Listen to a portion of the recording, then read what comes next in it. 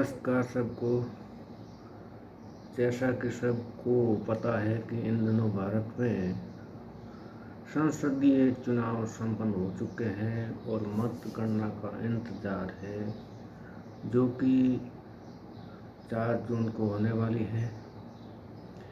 संसदीय चुनाव के साथ साथ 4 विधानसभा चुनाव भी संपन्न हुए हैं। इसके बारे में मैं जानकारी प्रस्तुत कर रहा हूँ, तो वीडियो में लगातार बने रहें। तो हर देश में शासन प्रणाली लगभग लोकतंत्रात्मक हैं। बहुत से कम राज्य हैं, कम स्टेट हैं, यानी राज्य पॉलिटिकल भाषा में, राजनीतिक भाषा में है, वो देश को राज्य भी कहते हैं।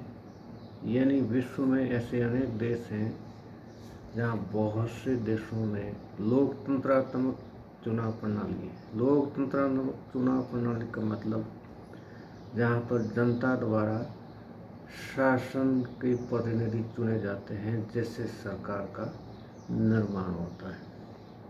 और विश्व में बहुत कम ऐसे देश हैं जहाँ पर है वो संसदीय चुनाव के माध्यम से वोटिंग नहीं होती, जहाँ राजतंत्रात्मक प्रणाली है। बहुत कम देश हैं। मिडल ईस्ट है, मध्य पूर्व एशिया है और कुछ देश हो सकते हैं, लेकिन बहुत से देशों में लोकतंत्रात्मक चुनाव प्रणाली है।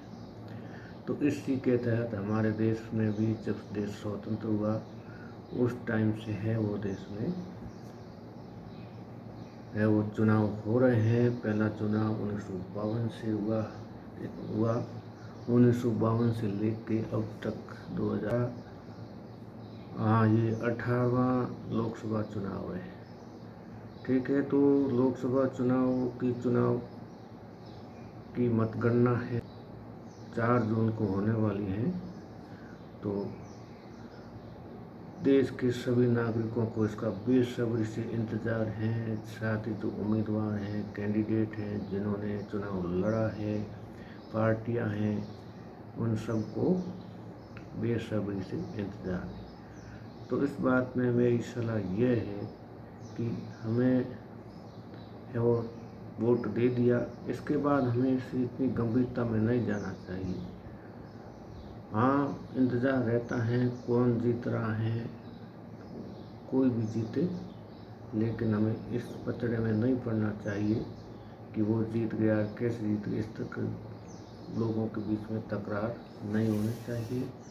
और कोई भी पार्टी जीते, कोई भी उम्मीदवार जीते, वो देश हित में ही कार्य करता है। कभी किसी पर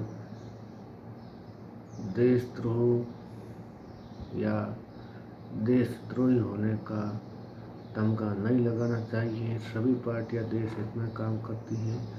यदि वो देशद्रोही होती या देशद्रोही नागरिक होता तो उनको चुनाव लड़ने का अधिकार नहीं होता और चुनाव में खड़े होने का अधिकार नहीं होता और वोट देने का अधिकार भी नहीं मिलता यदि कोई भी देश का नागरिक नहीं है। तो अपने समर्थकों के बीच में, वैसे तो मेरा तो कहना है कि कभी किसी एक पार्टी का हमें पक्षधर बनना ही नहीं चाहिए। और चुनाव सर्वे वाले आए तो उनको भी अपने वोट का बताना नहीं चाहिए कि उन्होंने किसको दिया है। और ये लोग जो एग्जिट पोल वगैरह करते हैं, जो एग्जिट पोल आए हैं, तो उन्होंने कभी किसी से जानकारी ली हो सकता है, लेकिन जहाँ तक मेरा सवाल है, उन्होंने मेरे से आज तक कितने भी चुनाव हुए और कितने भी एग्जिट पोल हुए, कभी ये नहीं पूछा गया कि आपने किसको वोट दिया। तो मैं तो इन पर विश्वास नहीं करता हूँ एग्जिट पोल से।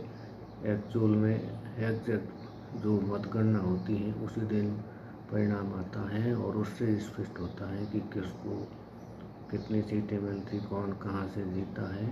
और मेरा ये भी कहना है कि आगे भी चुनाव होते रहेंगे और हमें कभी भी किसी भी पार्टी को जाति धर्म के आधार पर वोट नहीं करना चाहिए, बल्कि उसके जो विचार है या उसके देश में क्या योगदान है, उसकी क्या नीतियाँ हैं, देश के विकास में क्या योगदान है, उसके आधार पर वोट करना चाहिए। तो आगे ध्यान रखना है, अपना वोट अमूल्य होता है, जो कि 5 साल में एक बार पड़ता है। तो उस वोट को अपने बिना विचारे किसी भेड़ चाल चल के उसके पीछे जाते हुए वोट का इस्तेमाल नहीं करना है। आगे से ध्यान रखें। तो देश में संसदीय चुनाव है वो 19 अप्रैल, 26 अप्रैल, 7 मई, 13 मई, 20 मई, 25 मई और 1 जून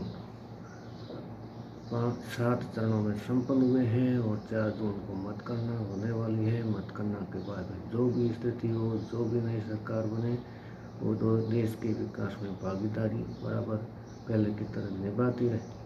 कोई भी पार्टी है वो हमेशा देश हित में सोचती है, कोई देश के विरुद्ध नहीं जा सकती, कोई संविधान के विरुद्ध नहीं जाती।